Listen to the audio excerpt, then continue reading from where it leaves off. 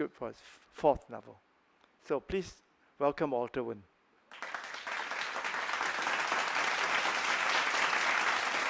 Thank you very much, Tommy. Ladies and gentlemen, let me make my position clear right at the start. As a Singaporean lawyer, I don't believe in free speech. When Singapore lawyers speak, they expect to be paid. But when my good friend Tommy asked, I could hardly refuse, especially when it came to a subject like this. Taking a leaf out of Tommy's book, let me make 3 short points so we can get on to the more interesting part, which is the Q&A. Tommy always blames this on suing his lovely wife, but it's Tommy that keeps everyone to 3 points. So let me make 3 short points. Ken has raised the question, why do we have this double standard where an Indian can insult the Chinese, but a Chinese cannot insult an Indian? We have to be aware that people who feel discriminated against are not the majority in a society. It's the minorities who feel threatened.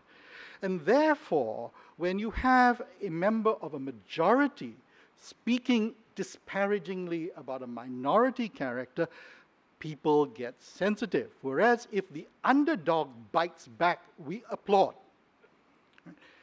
Even in societies that claim to be free, like America, there are taboos. You try and speak badly of the blacks. Just try it and see what happens. In Germany, you try and insult a Jew, and the world will fall in. It'll cave in on you. So even in these so-called free societies, they have their taboos. And this is one of our taboos, that we do not disparage minorities. Where then do we draw the line? This is the big question. Now, there are people who deliberately go out of their way to insult minorities because they are bigots. There are some people who go out of their way to do this because they think it will make them popular, it will get them votes. Some of them do this to make money because the notoriety is worth something to them. And we have laws against this. So it is right that we draw lines.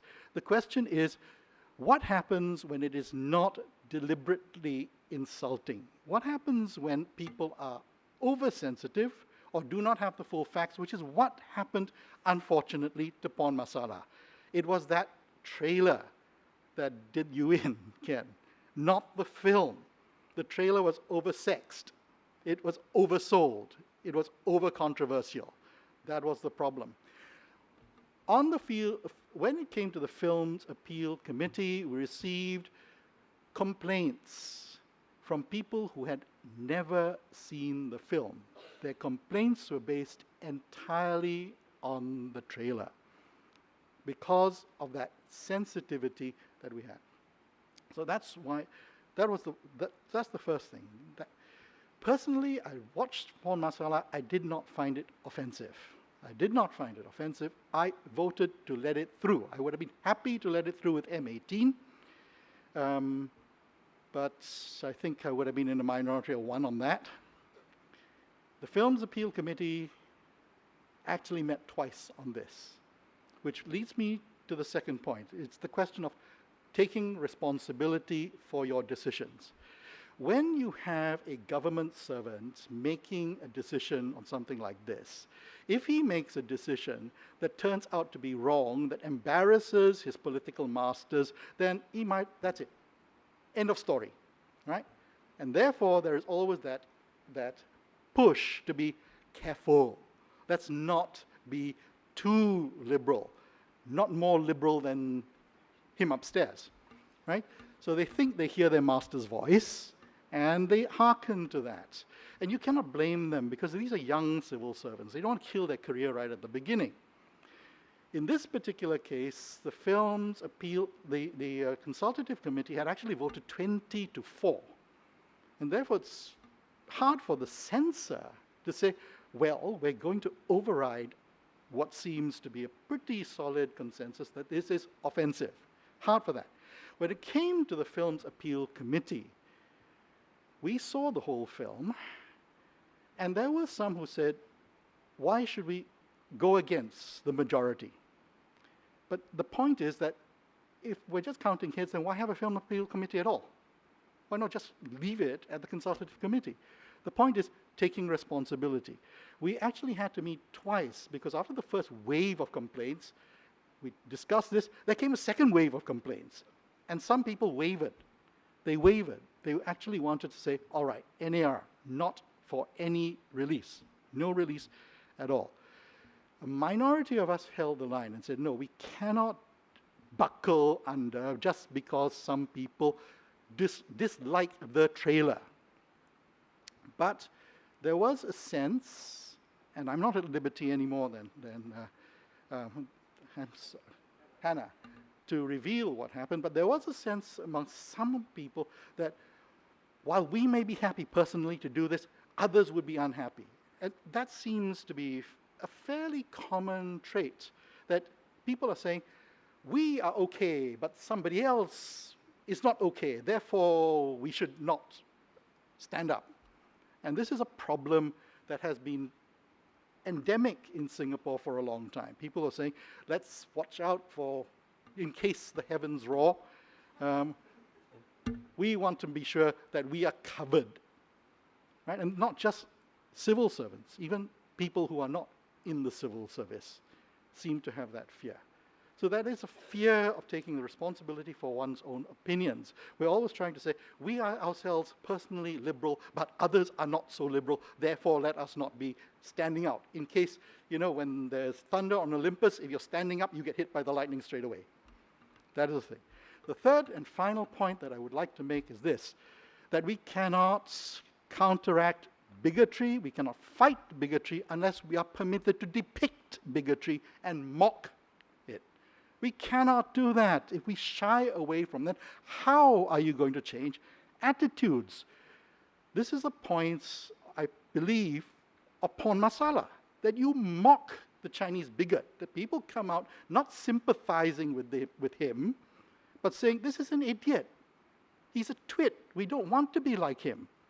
That is the point. If we're not allowed to do that because some people are too sensitive, then we just postpone the problem. We build up the pressure until we do get some other instance where the pressure is unbearable and the explosion is worse. So if we do want to progress, we must be willing to stand up and say, this is bigotry. We laugh at it. We do not find it acceptable. Right? So, whether or not you liked the film, I think Ken has done us a service because it allows us to discuss these questions in a mature way. And with luck, some good will come out of this. Thank you.